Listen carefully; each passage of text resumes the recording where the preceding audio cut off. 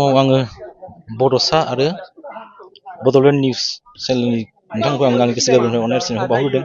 बे समाव जों दा दहाय फुङाव जोङो जौगाहुथि होदों आरो जौगाहोखांनायनि उनाव जोङो आइ बिमा लोक्षिखौ जों सारियालिनिफ्राय लांनानै बरायनानै लाबोदों आरो बेखौ जों सानथामनि हाबाफारि लानानै खालामनाय जादों। दिनैहाय 16, 18 सानथामनि हाबाफारि लानानै जों बे आइ बिमा लोक्षिखौ फुजिगोन आरो बेसेबां खेब जाखो नोंथांमोना बे फोरबोआ 2005 मायथाइनिफ्राय जों फालिगासिनो दं। बै समाव जोंनावहाय मन्दिर गैयामोन, जौगाहुथि होनानै होबाय थादोंमोन। बे समाव जोङो मन्दिर थाखांनायनि उनाव जों दा मन्दिराव मुरथि बिमाखौ लानानै फुजा होबाय थादों आरो बेजों लोगोसे माबाफोर सावथुनफोर देखायनाय जागोन नामा नोंथांमोना? नंगौ, जों बे समाव सावथुन देखायनो लादों सानथामनि हाबाफारि लानानै।